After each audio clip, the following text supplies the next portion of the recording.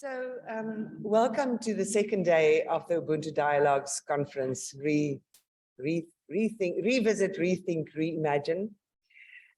This morning we are thinking about the second of the three themes that have emerged from the work of the Seminar Exchange Fellows over the last 3 years, Ubuntu's conversation with feminism and gender rights. Yesterday morning, we had a robust and a productive conversation with the fellows working on Ubuntu and social justice issues. And I do hope that we will continue this conversation also in the same way in this auditorium and again at 11 o'clock in the Murray Room, the same venue where we were yesterday. And tomorrow, we will tackle the third theme that have emerged over the 3 years, Ubuntu's conversation with the politics of knowledge production. And I hope you will all be there to join us with Professor Youssef Wahid and Dr. Ashley Green from MSU. To help us think through Ubuntu's conversation with feminism today is Professor Louise de Toit.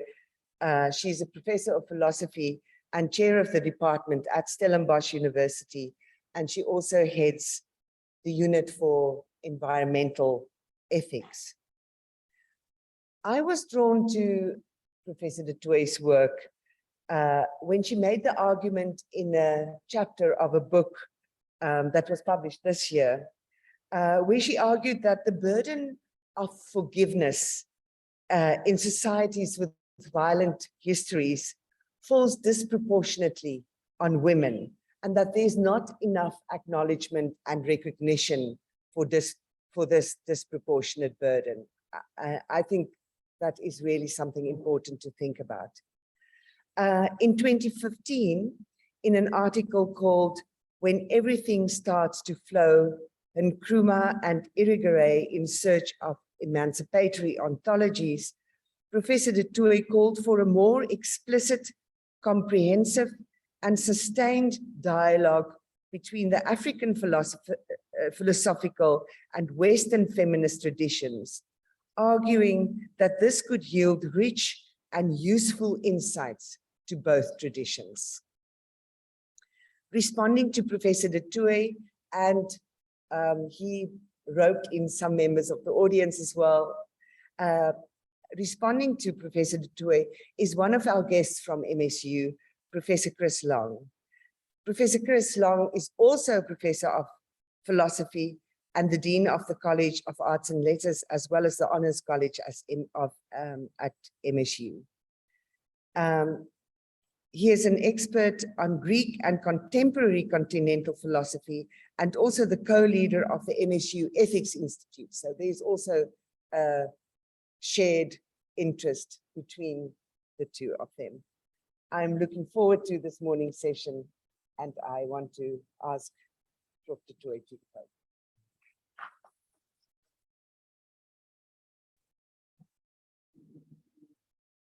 Thank you very much, newfound friends, colleagues, the foreigners in our midst, welcome. Can you hear me well? I'm worried about the sound. Right at the back. Thanks. All right.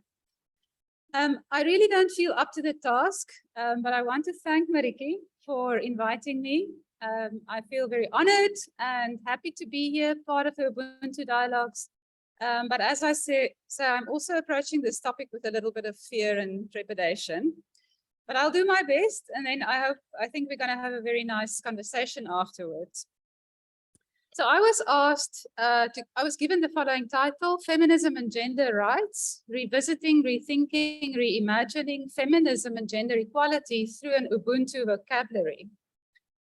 I must just get my slides up and running.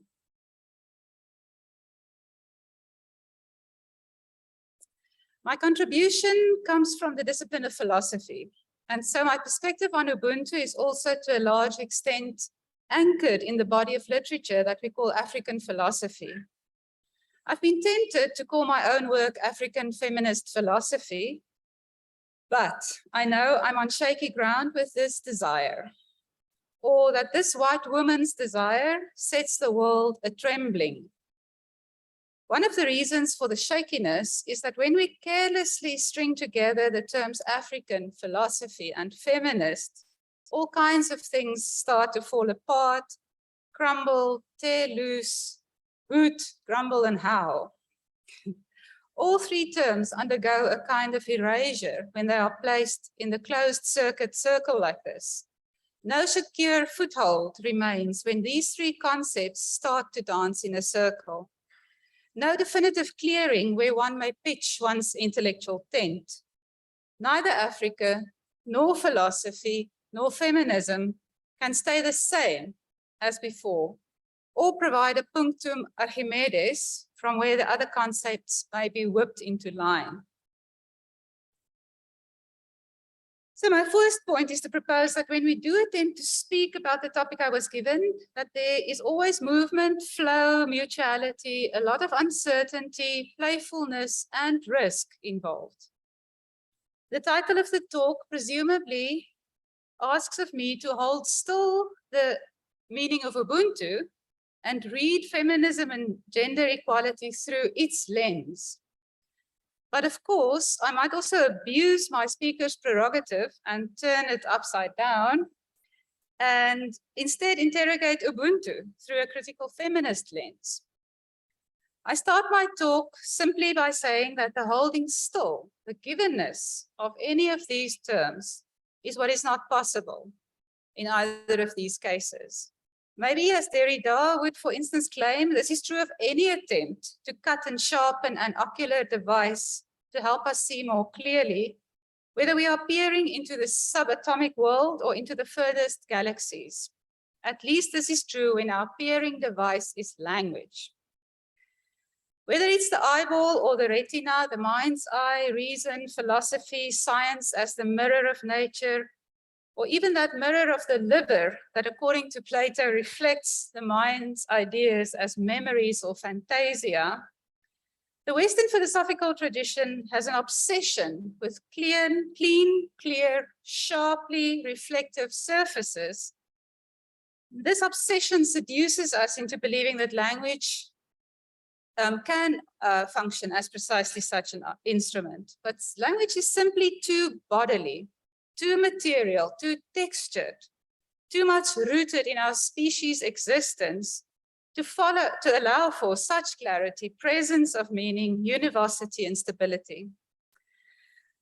But while in other areas, especially areas of philosophy that are sort of well-trodden, where many animals graze in the camp, it might be possible to at least pretend to the givenness or the stability of the theoretical lens. In this case, with Ubuntu, African philosophy, and feminism, any such a pretense, I would say, would collapse from the start. The stage will come tumbling down, along with all of the props, the scaffolding, the curtains, the lighting, the smoke machines, and the mirrors, lying exposed in the sharp African sunlight. So in what follows, I will take heart from Heisenberg's uncertainty principle, which I had to check again with my engineering husband last night, just to make sure I get it right. The principle states that when we observe very small particles, such as electrons, in order to measure one of its properties, we have to interfere with another of its properties. So we change one of the properties, even as we try to observe what is going on. So in particular, due to how we have defined the notions of position and momentum, at this subatomic scale, these elements, position and momentum, become interdependent and interfere with one another. If I know, for instance, a single electron's position, in principle, I cannot know what its momentum is at the same time, and vice versa. In the case of the key concepts of my talk, Africa, feminism, and philosophy, they are also mutually interdependent, very slippery, both in themselves and in relation to one another. If I try to determine the meaning of one, the others start to interfere, displace, question, destabilize. It is in principle impossible to fix or determine two of them at the same time. But enough said about the impossibility of my task. Now I will proceed to at least try. and explain the force field or the billiard table on which this dynamic movement is playing out. How do these concepts bounce off one another, give off sparks, and create new meaning? So the themes to be addressed, and I will not spend a lot of time on each of them, but I try to touch on 3 themes. The first one is that within African philosophical discourse, the notion of Ubuntu is, as we've heard yesterday, the whole day long, is intertwined very strongly with the themes of personhood and human dignity. And I'm going to discuss just a few, or just mention a few feminist critiques that have been leveled against the mainstream formulations of this cluster of concepts. Put very simply and crassly, the complaint goes that gender is either ignored by the theorists or implied as masculine in their normative work in ways that support gender inequality in practice. So under the dominant understandings of Ubuntu and personhood, women are at once excluded from achieving full personhood and human dignity, and nevertheless tasked with upholding the typical norms and virtues associated with it. They must do the actual care and repair work that is required by the ethics of Ubuntu. So that's the first part of, that's the first theme. The second theme is a more thoroughgoing feminist critique that does not only object to how the key concepts of Ubuntu and personhood are discriminatingly gendered or not, so not only the contents of mainstream African philosophy, but an objection more fundamentally to the epistemological foundations of African philosophy. It's argued that not just its contents, but also its form, its foundational gestures, its structuring logic, the way it materializes in formal academia, repeat the exclusion of women and the feminine principle as philosophy is performed in the West. So it's an imitation of Western patriarchal philosophy. The third theme looks at, this is what Marietjie actually asked me to do, how can African philosophy and the concept of Ubuntu challenge feminist thinking and disrupt established notions of gender equality? So these are different variations of the word Ubuntu that I could find. So firstly, Ubuntu, what is it? Is it humanity? Is it charity? Is it generosity? Is it an ethics of care? Is it a human quality? Is it an ethics? Is it a worldview? Is it a post-colonial ideology? Anke Granes says, and I like her take on it, she says Ubuntu, Ngumuntu, Ngabantu means interconnectedness and interdependence. So what I like about the way she talks about Ubuntu is that it's in the first place a descriptive term. In the first place, it calls us to full recognition of the actual interdependence of human beings. And it's not just psychologically, emotionally, in terms of becoming a human being in the sense of having dignity. It's very material in Ubuntu. It's concrete. So it's descriptive, it's an ontology, and it's an anthropology that anchors human life concretely and organically within comprehensive networks of interdependence and mutual dependencies, interdependence not always symmetrical. The relationships, the embeddedness produce and constitute the self. The self is a nodal point in a network of dynamic relationships. Mogobe Ramose describes the human self as a being becoming, so a being that's always in the process of becoming within and through community. There's a constant flow and fluidity. Mudimbe, interestingly, already in 1991, said that in Luba cosmology, there's an elemental hermaphrodism. There's a mixture of the genders. There's lack of a gender binary in Luba cosmology, at least. But we see this claim appearing in other places as well, that gender in particular is very fluid in the understanding of Ubuntu, fluid and dynamic. Secondly, it is also an ethic. It's an imperative and it's a call because humanness is not given. It is something that is cultivated in dynamic relationship. Ooh.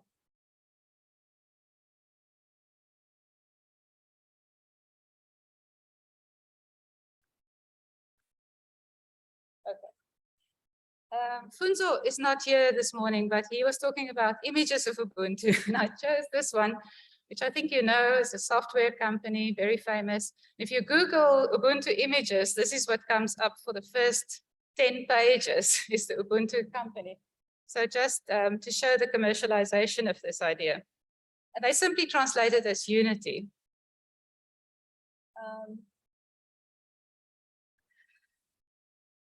So I think also Michael Eze's description of Ubuntu is one that I like very much. He says,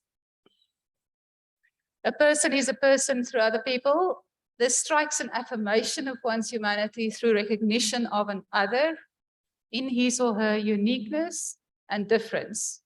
It's a demand for a creative intersubjective formation in which the other becomes a mirror for my subjectivity. Humanity is not embedded in my person solely as an individual. My humanity is co-substantively bestowed upon the other and me. Humanity is a quality we owe to each other.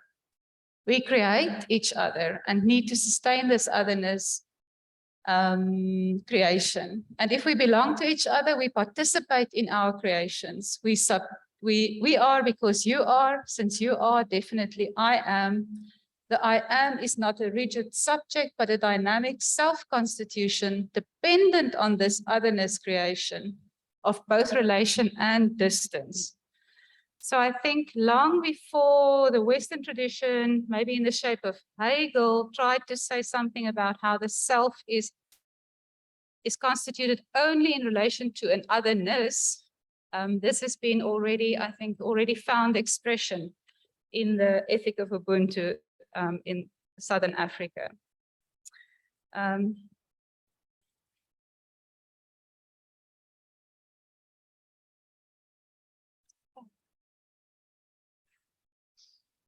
So Menkiti also, I want to just draw attention to his definition. He says in the African view, it is the community which defines the person as a person, not some isolated static quality such as rationality or will or memory. Personhood requires a long incorporation into a community through social and ritual transformation to acquire qualities sufficient for personhood. So in these views, it's a lifelong task to become a human. I draw my children into humanhood, into humanity, as Kupanu also said yesterday. So personhood is a journey, it takes time, but it's also something that needs to be sustained over time. It is a task, and it is a progressive phenomenon. Borkine Kalbesa is an Ethiopian philosopher. He works on environmental philosophy. And for him, it's very clear that Ubuntu exceeds, this is also a topic that came up yesterday, Ubuntu exceeds the realm of the interpersonal. Precisely because it is so concrete. Ubuntu also recognizes the interconnection between the natural and the supernatural, the physical and the metaphysical, the visible and the invisible dimensions of the world. Currently living human and non-human beings, ancestors, the yet unborn, and the natural world are all interconnected. So Ubuntu is a kind of cosmology. And in Ubuntu, the whole of the material reality is infused with the spiritual. So, and this is what I worked out in the one article that Marietjie spoke about. And this is how the Ubuntu cosmology really is not Cartesian. It's really the opposite of the Cartesian logic of the mind-body split. So as I understand it, in Ubuntu cosmology, all life has an inherent spirituality to it. Which means that we cannot have a purely anthropocentric perspective.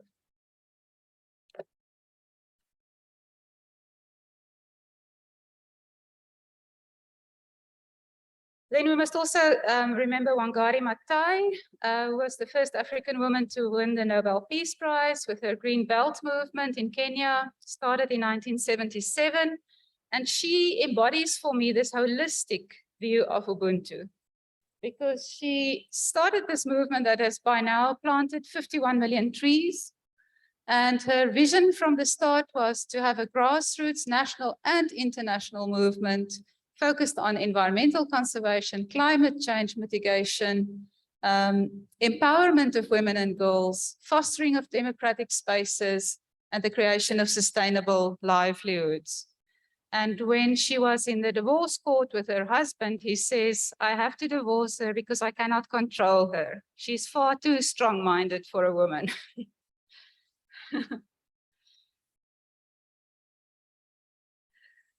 Okay, so let's come to the feminist critiques of Ubuntu, and I'll try to stay within my allotted time. You keeping the time for me. So yesterday we had a striking question from the floor. Somebody asked, can relationships kill?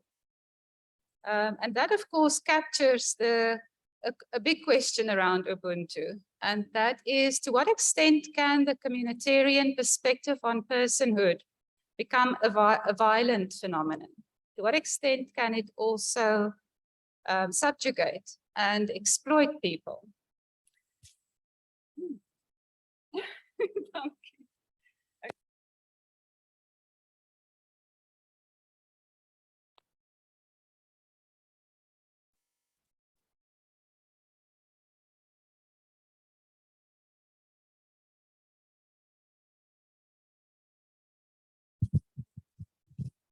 Okay, sorry about that interruption. Thanks, Marietjie.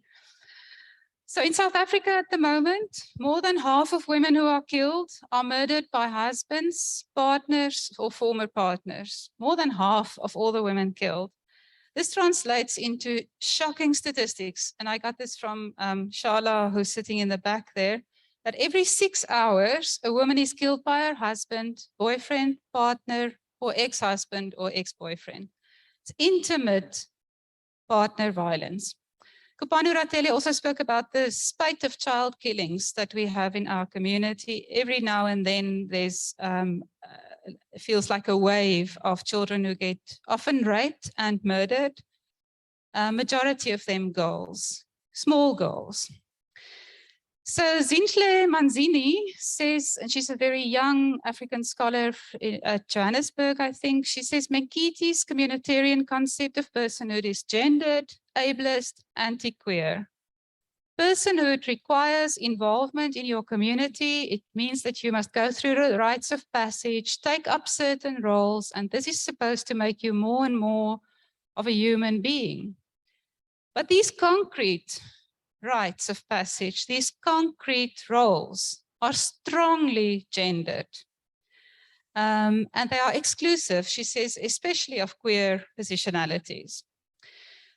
Nomzamo Ntombela, for her part, says that she went through the initiation rites of Zulu culture, initiation of girls into womanhood and adulthood. And she argues that there's more scope for negotiation than we might think. She says there's the practice of sitting in a hut together for a whole week and then getting trained by the elder women. Women come who are widowed, women who are grandmothers, women who are have professional lives, and they all come and teach the young girls about what it means to be an adult woman. She said we would listen to them, and then they would go away, and then we would start debating this. And for Nomzamo, coming from a Zulu culture, she believes there's place to negotiate these traditions, to push back and to transform them from the inside. In other words, to open up spaces for women being sexually empowered, women learning how to navigate HIV/AIDS in those spaces. So she sees them as having the potential for feminist empowerment. Same with Sylvia Tamale, who writes from the, thank you, from the Ugandan perspective, a legal scholar. She also writes about how tribal traditions in her own country are being transformed into feminist spaces, that they are used to empower young women rather than to force them into a specific role. But we know that still there are many problems with traditions and rights in traditional Africa.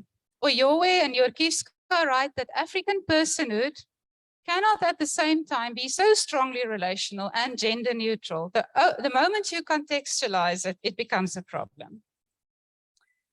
Sanya Osha says, within the Luba patrilineal signifying economy, although they have a fantastic fluid hermaphrodism in the cosmology, when it comes to the signifying economy of the group, woman is cast as the junior partner, and the discourse on cosmological hermaphrodism becomes muted, if not completely silenced.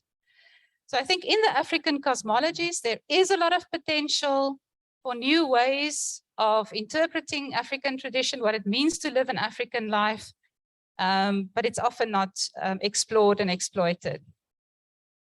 Then there are authors like Rihanna Oelofsen, Orieronke Oyewumi, Ifi Amadiume, Nkiru Nzegwu, that all say that the inequality of women on the, that noise.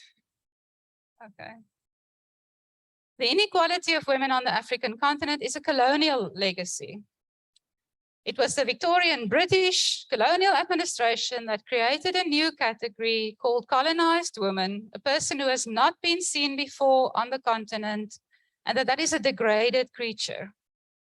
So what they call for is a systematic and critical look at the extent to which colonial, that is heterosexist, patriarchal, and racist penetration of and mixing with African culture, finding expression in indigenous law, traditional authorities, has not been adequately addressed yet. So if Ubuntu has a fluid cosmology, and if in the African worldviews, there's so much that points towards fluid genders, and yet that doesn't find expression on the ground, then there's a tension there, there's a contradiction there.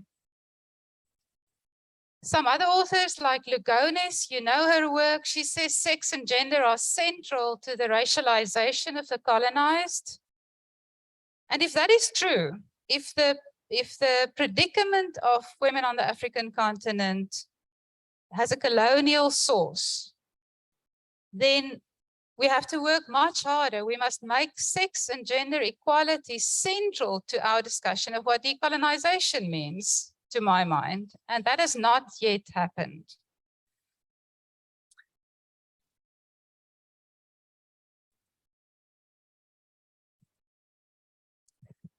Okay, it brings me to my second theme. I have only a few minutes left. That's feminist critiques of African philosophy. Some African women are saying, African women philosophers are saying we should investigate or revisit sage philosophy, for instance, Oyeleye and orality. There are women philosophers out there who are sages and work in an oral tradition. And the university discipline of African philosophy is not yet taking that up, taking that seriously. Then I also think we have to, as philosophers working in African philosophy, we must think about women's knowledge making in related disciplines. Theology, Musa Dube, anthropology, fiction, nonviolent Bulawayo, poetry, Ashanti Kunene, Uhuru Palafala, film, Tsitsi Dangaremga, sermons, legal philosophy, environmental philosophy. We are still not engaging these women's voices in related disciplines, and I think they are a fantastic resource for African feminist philosophy. And it can challenge African philosophy and the way in which the current debate on Ubuntu is playing out. Also, how can African philosophy engage these other disciplines without violating their integrity, but also in ways that can challenge philosophical styles, the voice of philosophy, the structure of philosophy, its methods? Epistemic justice, who gets to say or write what African values and norms are, what Ubuntu is, and how these values should be applied in concrete post-colonial conditions. Who has credibility deficit? Who has credibility excess? That's Miranda Fricker's question. What counts as African? Who gets to decide about that?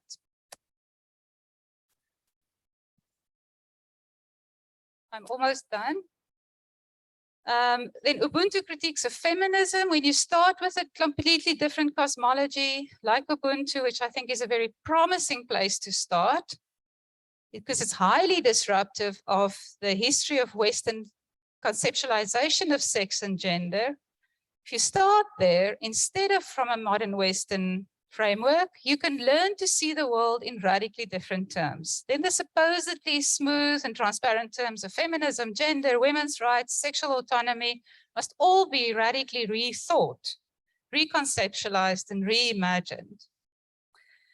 Ubuntu would also criticize any form of feminist work that is race neutral, racist, new colonial, queer-phobic, ethnocentric. So there's a decolonial imperative for feminism. Decolonize yourself further.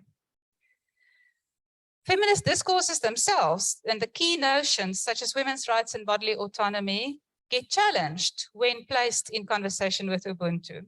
There's a wonderful example of this in Suriname, and Drusilla Cornell wrote this example up where she says there's a very strong feminist movement in Suriname around voting rights, access to land, bodily integrity, women's solidarity, but it's all based on a religious worldview, the Windi religion and the Mati work that they do. So it's a concrete sisterhood, an empowerment of women amongst one another, and the concept of rights.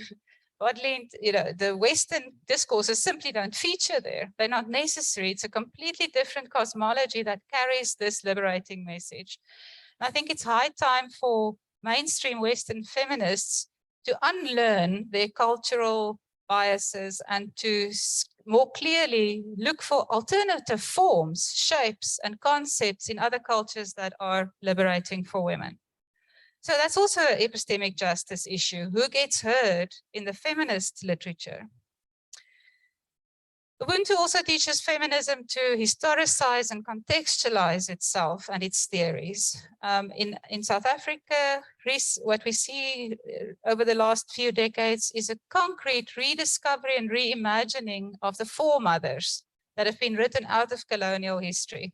Figures like Bintang, Krutua, Sarah Bartman, newly discovered heroines and people who give us a stronger sense of where South Africans come from, a longer sense of tradition and history. And then finally, actually I've already said it, but that rights talk, human and women's rights, cultural rights versus individual rights, Indigenous law, international and national law, the clashes between them, all of these can be fruitfully problematized and enriched through an Ubuntu lens. And I think this is also what Kupanu said yesterday about the RDP and so on. If we rethink them in terms of networks of reciprocal obligations. Okay, my time is completely up. Thank you for your attention.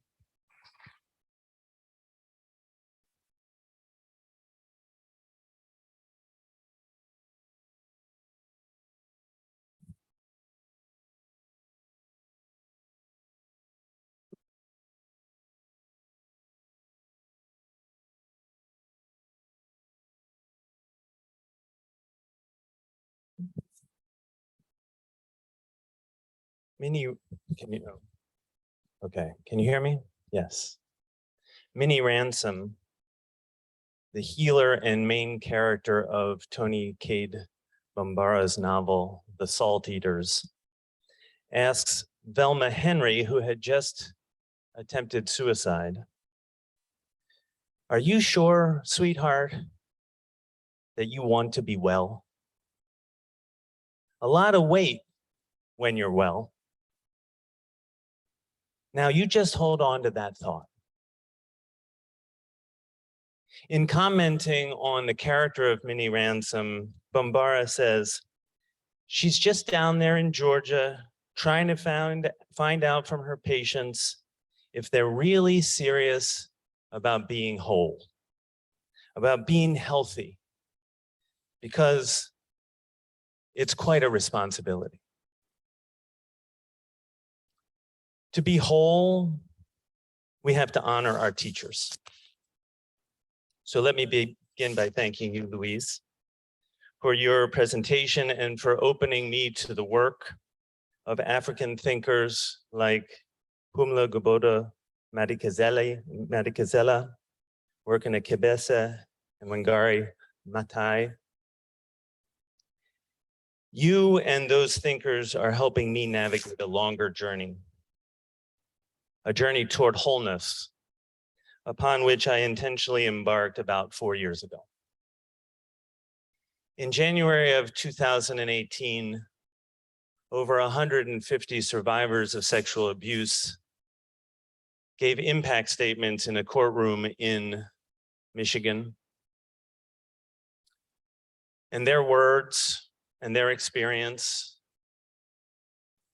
compelled all of us at Michigan State to reflect deeply on how we fail to protect the people who are most vulnerable in our community. And as a dean of a college, and as someone who had spent 11 years at Penn State University, where there was another massive sexual abuse scandal, Jerry Sandusky abusing young boys around the football program, I began to wonder if I could continue to exist in spaces of higher education, in this work to which I had committed my life. And it became clear to me that these are not isolated incidents, but symptoms of a broader, deeper, toxic culture in higher education. We say we value diversity. We say we value interdisciplinarity. We say we value community-engaged work. But the systems don't play out that way. As James Baldwin says, I can't believe what you say because I see what you do. We are alienated from the values that give our work purpose in life. So I'm on a journey toward wholeness. I'm trying to put my values into intentional practice in everything I do. I'm attempting to become a different kind of scholar and a different kind of academic leader by practicing wholeness and trying to create spaces for the practice of wholeness. This journey has led me here to South Africa. It has brought me to this conference in this haunted and fraught place.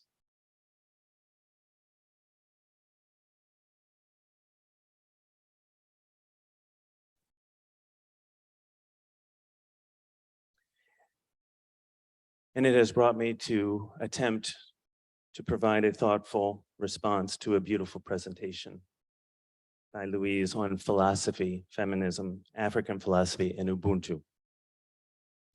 But if I'm listening carefully, these terms mark signposts along a longer journey of my life, the curriculum of my ongoing re-education. Philosophy, that's where I began. Feminism, that's what is helping me navigate the terrain before me. And now African philosophy, and perhaps even Ubuntu, is opening a path for me to follow. And if I listen to my own core values of integrity, ethical imagination, and trust, it's clear to me that there are other wise people in this room, other teachers from whom I need to learn, each of whom has more expertise than I do in the important issues that you, Louise, have introduced this morning. So if I'm going to be serious about being whole and creating spaces of wholeness, even here and even now, if we're going to practice and not just talk about Ubuntu, I need to invite Emilie Diouf, Assistant Professor of English at Brandeis University and an MSU PhD, and Marita Gilbert, Associate Dean of Diversity and Campus Inclusion in the College of Osteopathic Medicine at Michigan State, to offer their reflections on Louise's presentation. And then perhaps together, we can follow along the path the practice of Ubuntu opens for us. Emilie and Marita, please join us.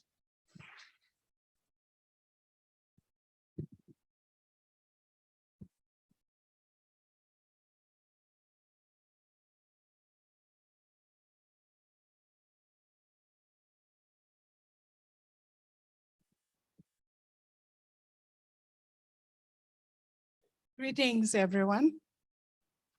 I am not going to stand behind the podium. I don't know what it will do to those following us online. So I am coming to this conversation with all my ontological existential and maybe hermeneutical interrogations as self. And in what I've learned from Black South African feminists, it is really to embark in a self-reflective rethinking, reconsideration of our creative imagination.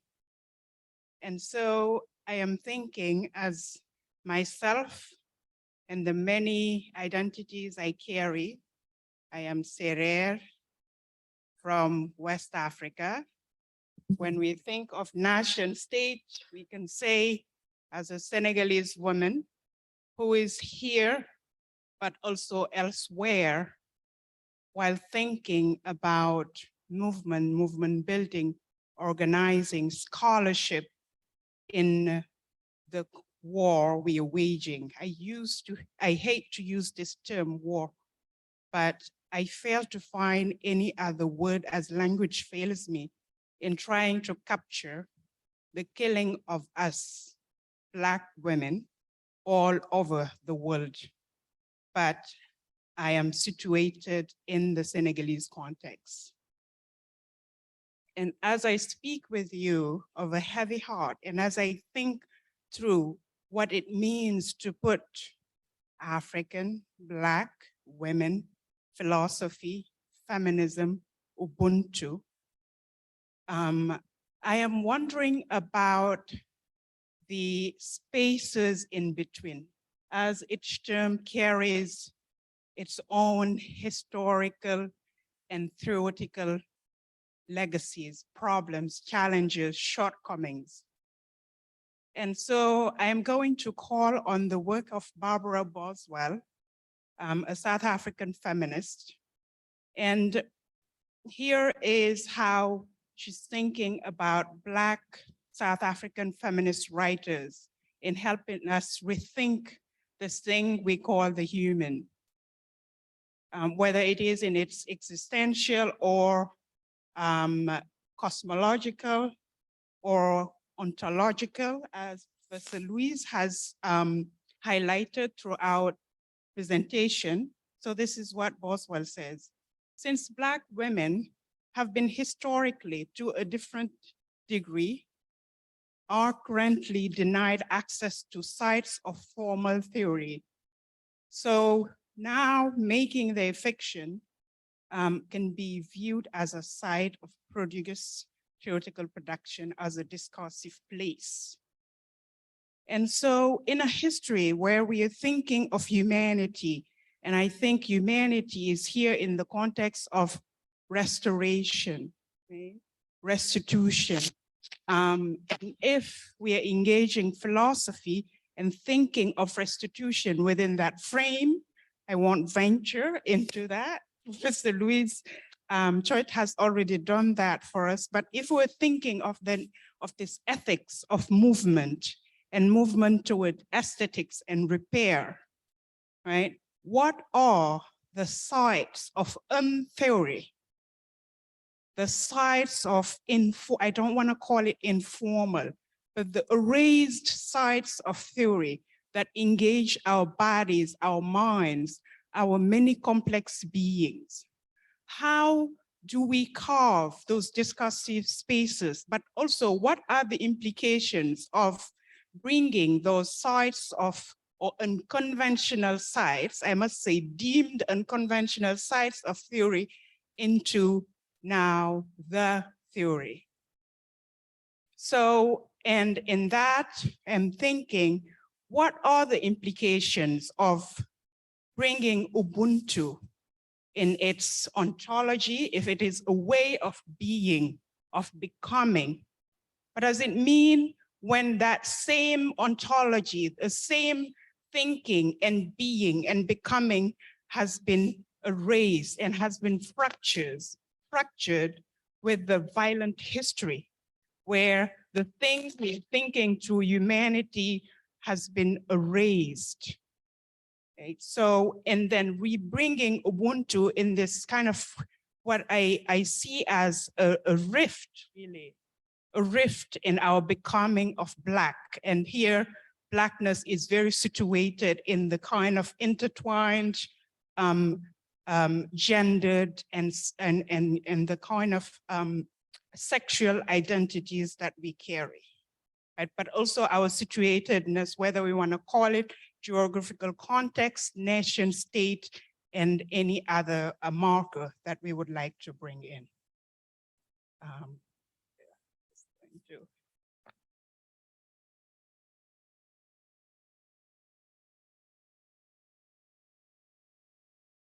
So intersubjectivity. So this, in this context where humanity has been erased, what does it mean to bring Ubuntu, to think humanity? But at the same time, when Black women have been denied subjectivity, what are the challenges and limitations, but also the disruptions of thinking intersubjectivity? Intersubjectivity, who is the other? Right? Who is the reflective mirror? But at the same time, being at the cosmological level, what is the one less, the one who is less than one, right? As the non-being, the not quite human, to refer to Alexander Wehelaye's conception of thinking the human through the work of Black feminist thinkers like Orton Spillers, for example. When someone is not quite human, how do we think of intersubjectivity there? Who is the other with whom we identify and we form subjectivity? But at the same time, Black feminist thinkers have also taught us that in that less than one, we are also doubles. Tisidangaremba, nervous conditions. We are double, and through that doubling, we inhabit the cosmological kind of the cosmological illusion that Ubuntu seeks to center also in thinking the human. So less than one, but also double. And also, Professor Toit mentioned the notion of personhood as coming from community, and also with African feminist thinkers. And here I am also going to my not Francophone, but almost Francophone background. I don't know why we have to identify with the language of the colonizers for identities. So here, in thinking about personhood, when the less than one, less than human is also a double by knowing itself and having in its language a doubling, which I think French feminists of the 70s tried, like Louise Irigaray, tried to articulate, but then an articulation of it came to being with the work of Trinidadian writer John Brand in At the Full and Change of the Moon is the title of the novel, where the existence of a self that is denied is also in wholeness, because it is a self that transcends itself in some way, and that is connected to a kind of larger ontological sphere, the spiritual realm. And that if that spiritual realm spans what we call the Black Atlantic, what kind of personhood does feminism impose on Ubuntu? So in a way, I am resisting thinking feminism through Ubuntu, but I would rather encourage us to think about how can African feminists or Black South African feminist thought can help us rethink, reimagine, reinvent, but also redeploy as an active movement, Ubuntu, in this long journey for restoration. So I will stop there. And I invite you all for a conversation.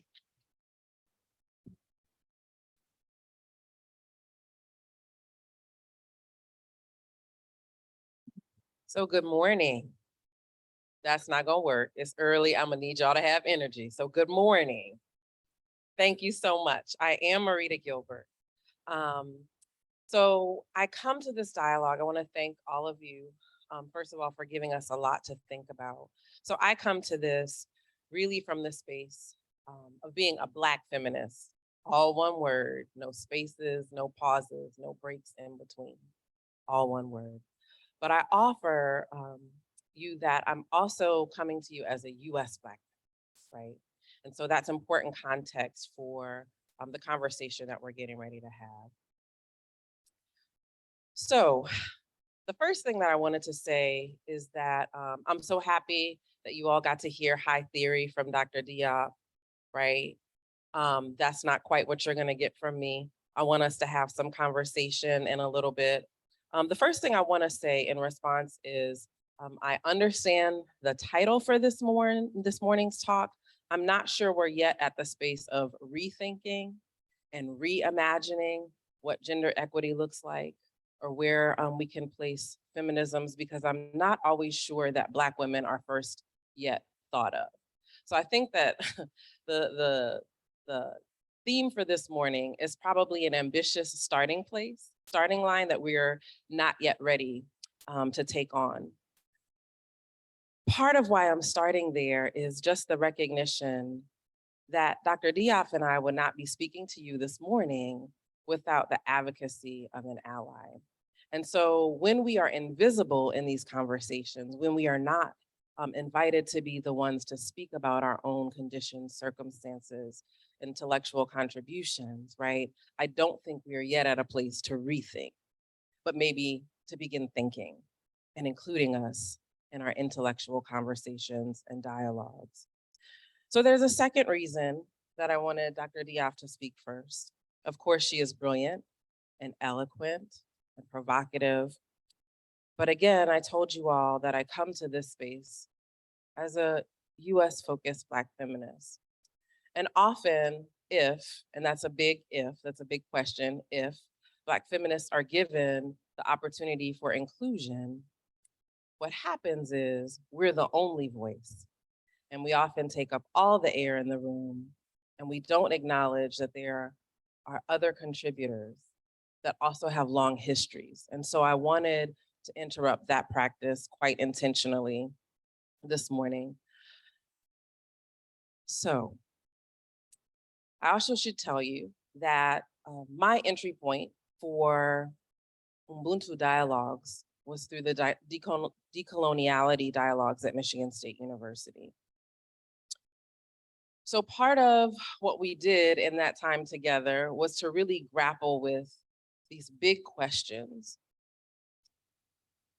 And you challenged us to think about what we could do, what we could create, how we could invest, how we could innovate if we shed our categories, our historical thinking and ways of being, that are often beholden to our institutions, our organizations, our departments.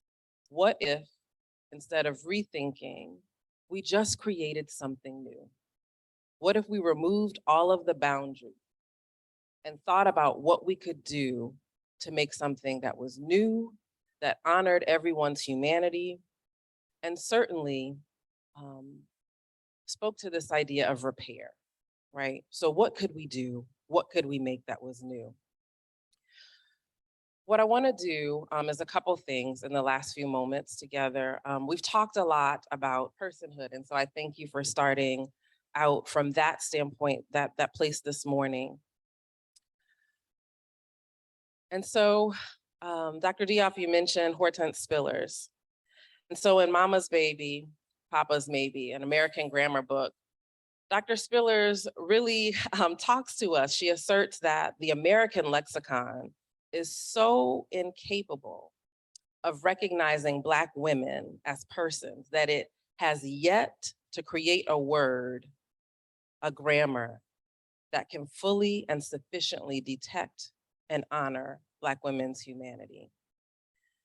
Now, what I'm gonna try to do is connect what we've heard this morning to what we've been talking about, what we've heard in our time together.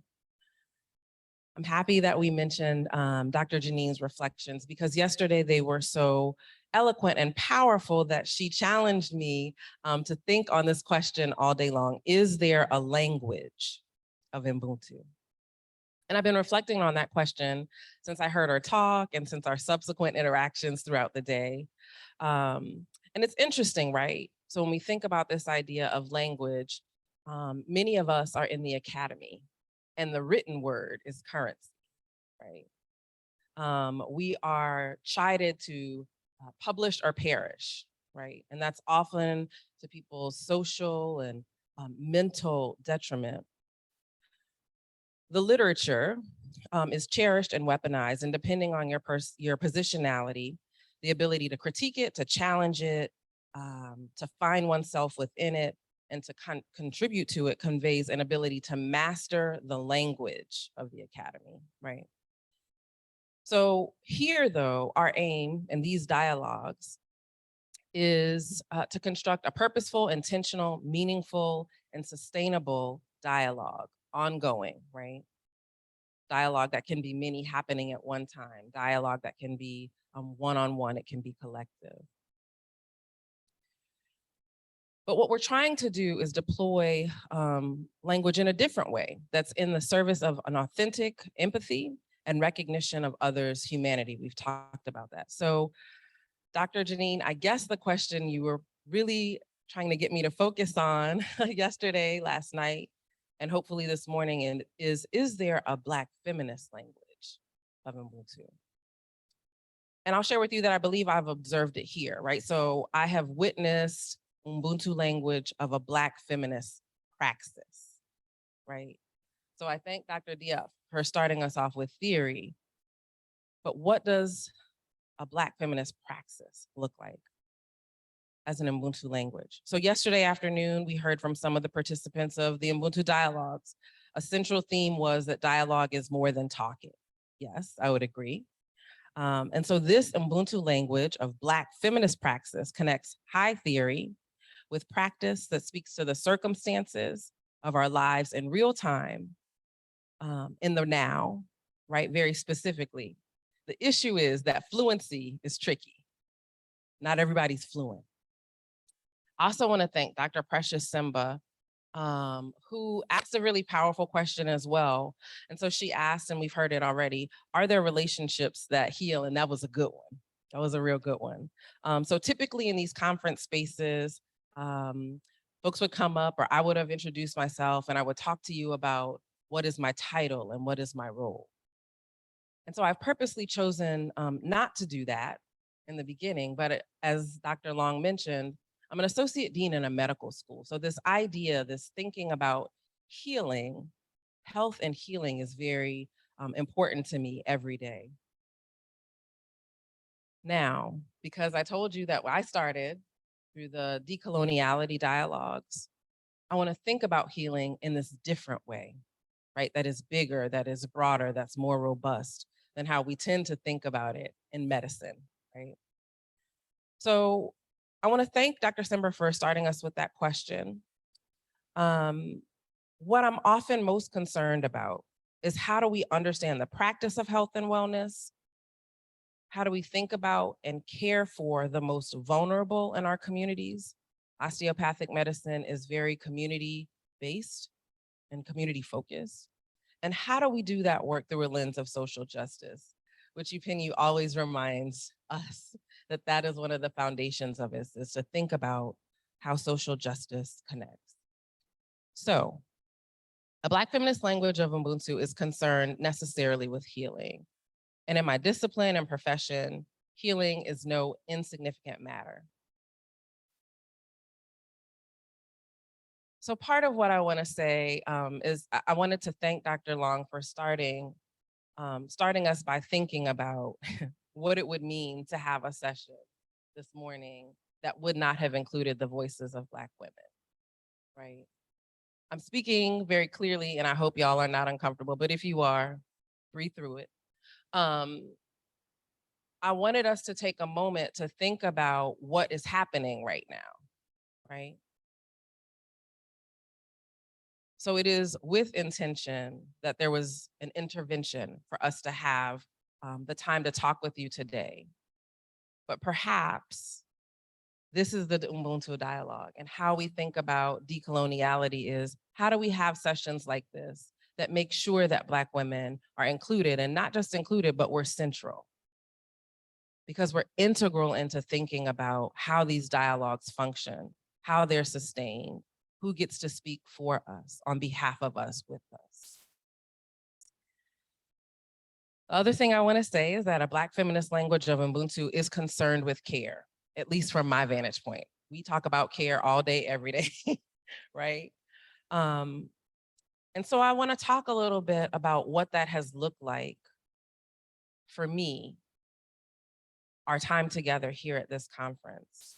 What care has looked like for some of us has been asking, where are the students?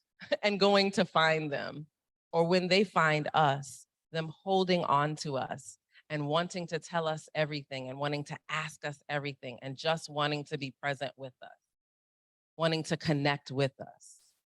That kind of dialogue, again, exceeds the spoken word.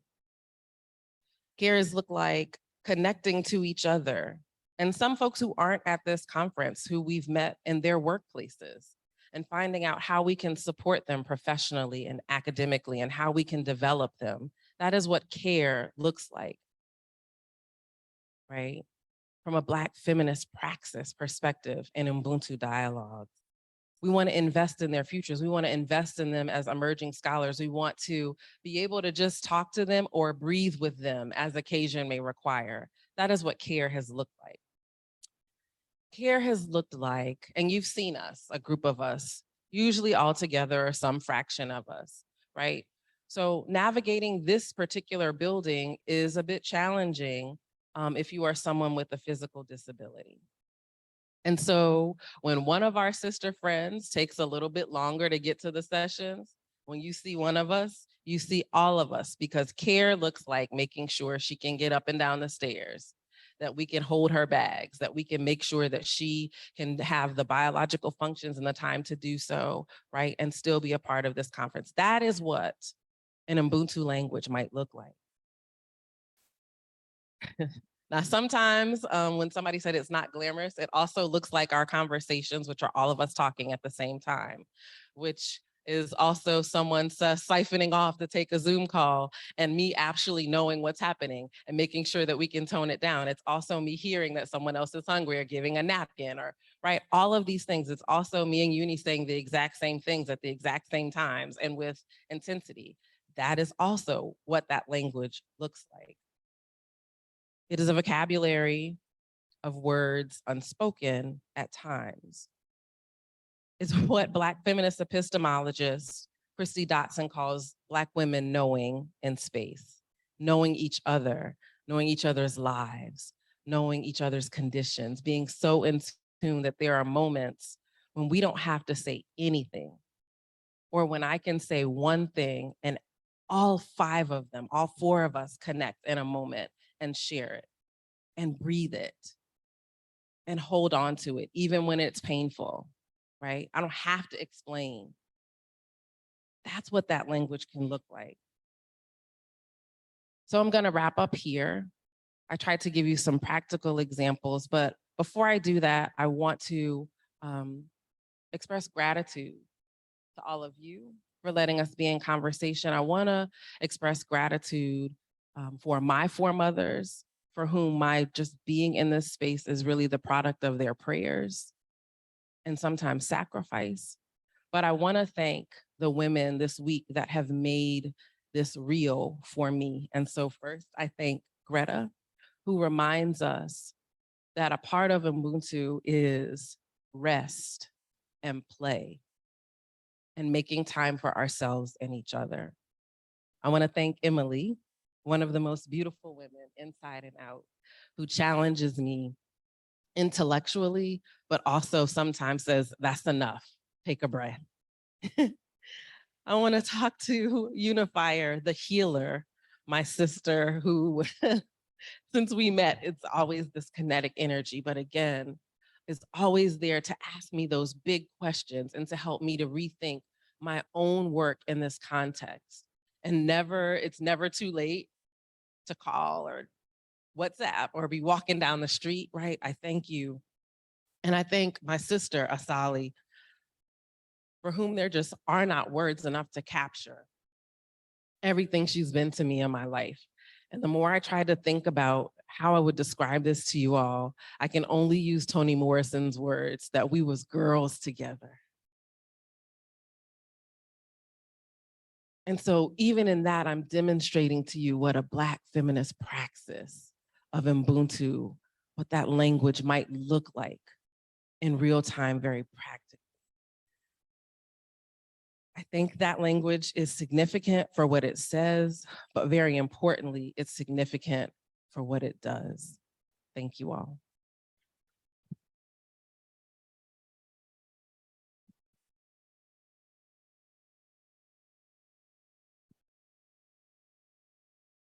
We also want questions from you all.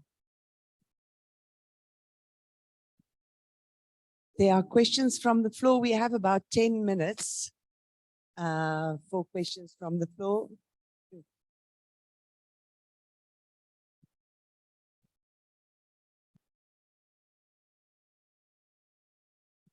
Thank you all for those words of thought-provoking engagement. They were all excellently done, but I have to ask this question of Dr. Gilbert as a medical professional. You talked about the 3 things, restoration, restitution, and reparation. And in that, it kind of embodies healing. And my thought is, in Ubuntu, how do we know the difference between treatment and healing? So that's a tough one. I'm going to speak from my frame of reference. Again, I come from osteopathic medicine. So our intention is for health and wellness. And what we really try to do is make sure folks are well proactively so that we're not treating, right? We're not only treating disease or injury. However, we know injury happens, right? So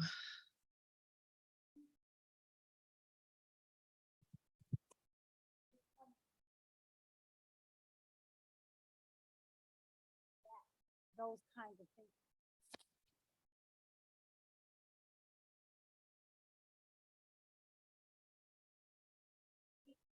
yeah. Yeah.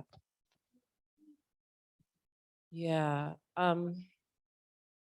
So, and here's where I'm gonna ask my sister to also comment, right? Because I can talk to you from the academy and from a medical school, right? And so part of it is, again, so we're proactively trying to educate those who are going to be giving care in communities. Certainly those who are the most vulnerable. That's usually where osteopathic physicians are. We try to think about what wellness looks like so that we create it first, right?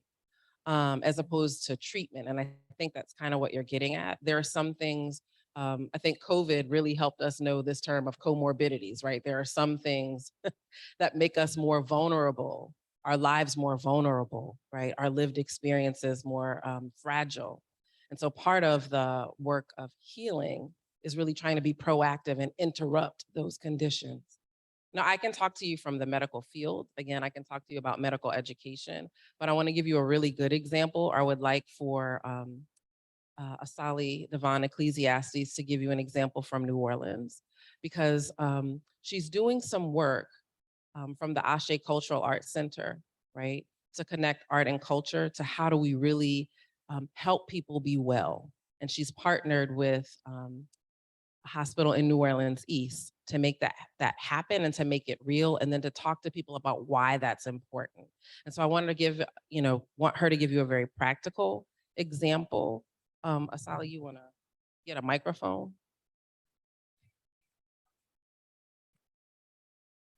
That's not right. How y'all doing?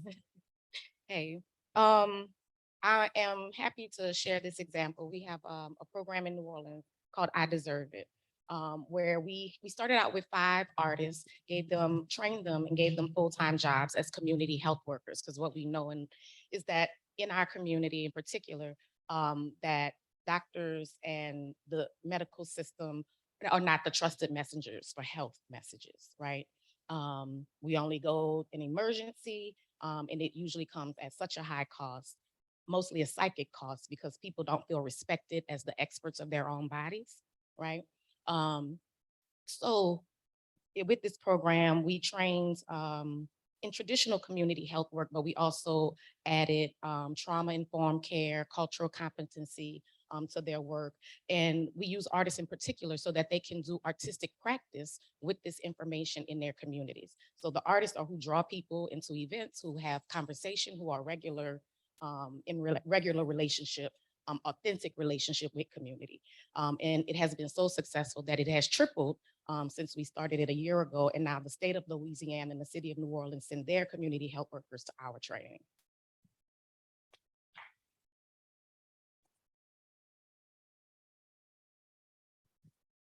I'd like to direct a question at Dr. Gilbert.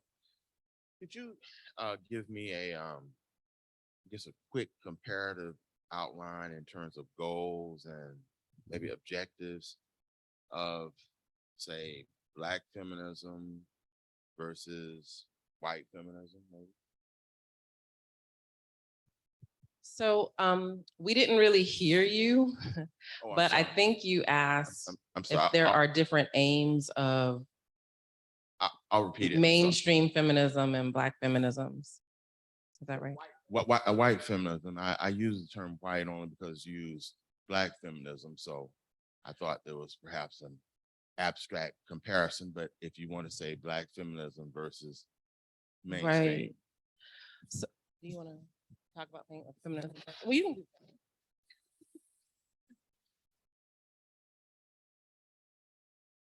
I'm going to let her speak about feminism because, as you heard me say, you've never heard me say that I was a feminist. I said I'm a Black feminist, right? And for me, that makes us and our communities central. The survival, the advocacy, the empowerment of our communities is always first and foremost. We speak for us, we work also as a collective, right? But so I'm not really here to talk about feminism, so I'm gonna let the person that knows about that most talk to you about that.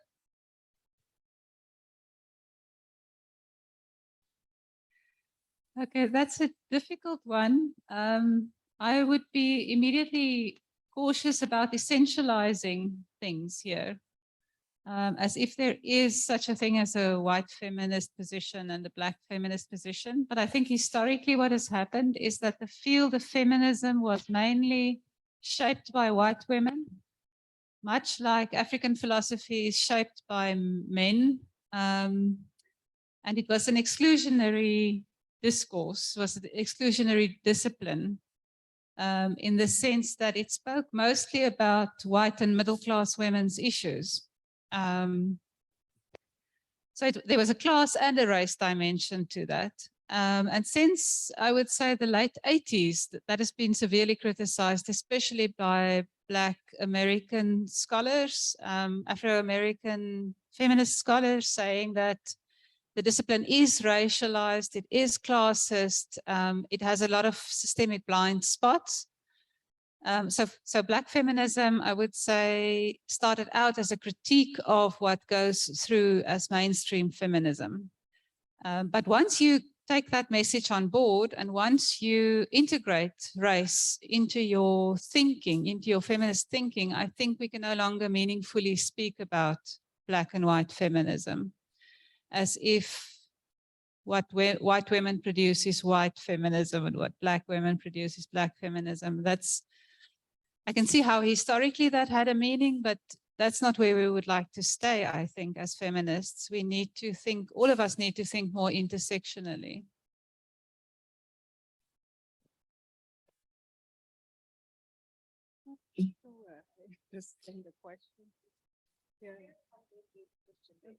So the final thing I'll say is, again, I'm speaking about US Black feminists, right? As American feminism was really this call for mostly white women to be able to work outside of their homes. It came at the cost of my foremothers. We made it possible. Mammy, nanny, auntie made it possible for white women to engage in that feminist project. The second thing I would say is that Black feminisms, you've heard me mention that several times, is more than one way of thinking about it, right? And I'm careful to say Black feminisms because, again, I want to be mindful that we're having a US-based conversation that sometimes doesn't include transnational Black feminism, right? And I want to be sure that we interrupt. There is no one Black feminism, right? The ways in which we approach it, consider it, our aims are very similar. Some women will even talk about third world feminism, right? But it's multiple, right? It's varied, and we come to it from different ways, if that helps.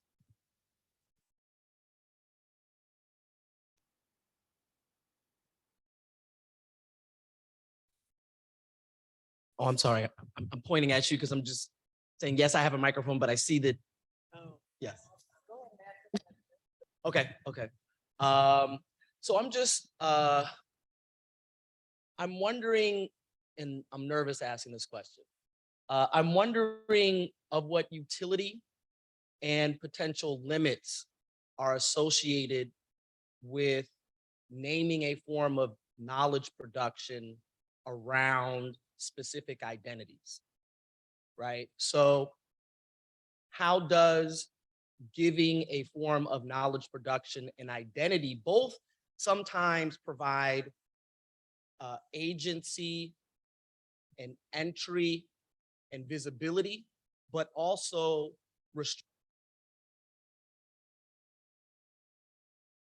category, there are going to be things, if you will, that fit into the category and things, if you will, that don't fit into the category.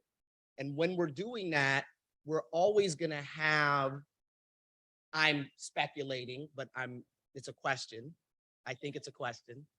We're always gonna have people or entity or things that feel like they have second-class membership in the thing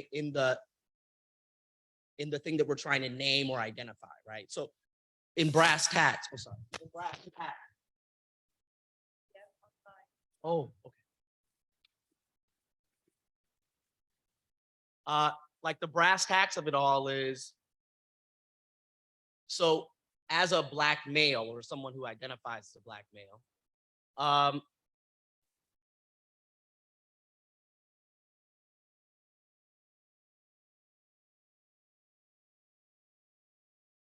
you know, I'd like to say I'm a Black feminist. Some of my research falls within that scope. But I also wonder, like, is there a way in which my self-identification as a Black male suffers by identifying myself as a Black feminist thinker? Do you see what I'm saying? Like, there's always this tension, I think, between, like, once we start naming forms of knowledge production around certain identities, do we not simultaneously facilitate and restrict? Thank you. So I hear two things. One is actually a question that I got at home in Senegal at the West African Research Center, where we're thinking about the thinking of decolonization in the academy, but also what are its material ramifications, in a way, the material ramification of our work as scholars on livelihood on the continent. And so thinking about the importance of centering gender and sexuality, and a colleague, another Black man asked, and I'm going to say this in French, I'll translate, peut-on limiter la pensée au genre?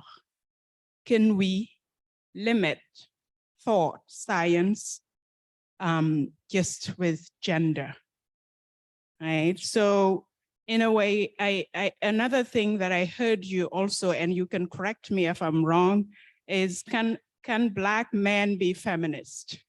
And here I will let my radical, young, and dynamic sisters answer that question, if they are willing to help me out. But isn't knowledge production a hemming process? Isn't hemming, bordering, boundary making inherent in knowledge production? Right? So I think here the question is productive to think about what are processes of inclusive exclusion, right? So it's very, it sounds very confusing, but and what are the politics of that? Why do we do that?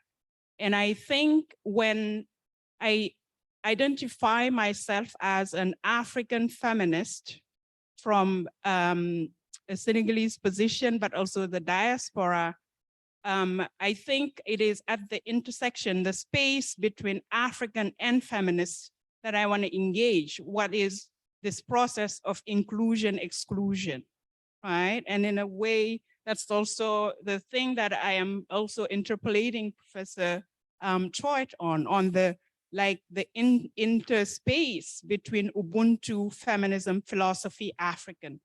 What are in that space, in those spaces, they are entanglements, right? How do we engage the entanglement and really find a vocabulary for it? And I think it is in that space where your Black, our Blackness as gendered and also operating within hetero, patriarchal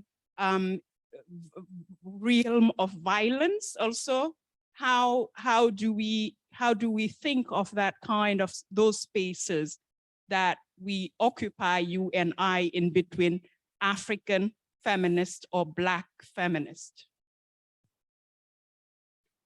So I'm gonna try to say this quickly, right? So Du Bois asks, how does it feel to be a problem? Fannie Berry Williams says, Black women live beneath even the surface of the problem. Essentially, Fannie Berry Williams is saying Black women are unknowable. Hortense Spillers is saying, y'all mouth can't even form a word that can contain or describe us. If I didn't name myself, you couldn't know me. Right?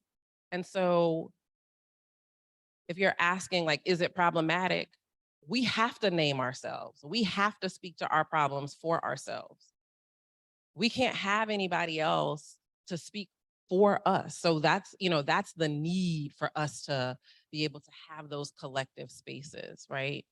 To Dr. Diouf's comments earlier, what are the limitations, right? That you can be seen as less than a person, less than one, right? But there's power when people disregard you. I'm gonna just say that. You can do a whole lot of things when people's eyes aren't looking at what you're doing, right? And so in those crevices, those spaces, I think that's also another area for potential. What I do want to ask, since Dr. Diouf wanted to hear from our younger sisters, I would allow them to answer. Can you be a Black feminist? Or anybody else in the audience, if y'all just. Oh, good. Well, y'all tell him in the break, can he be a Black feminist?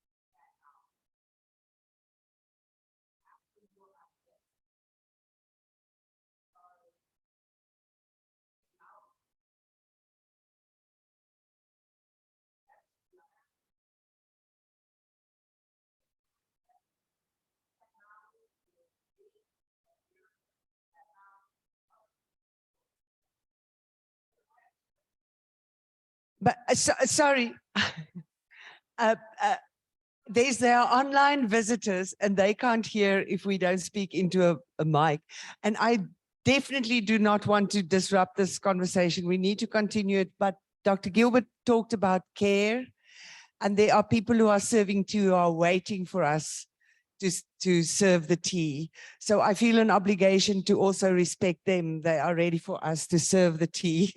So, but we are continuing this conversation at 11 o'clock with interesting Black, male, white feminists in the Murray room at 11 o'clock. So please join us and let's continue that conversation, this conversation there. I feel terrible to break this up. It's not because I want to stop the conversation, but we have to respect the people who are serving the tea. Sorry about that.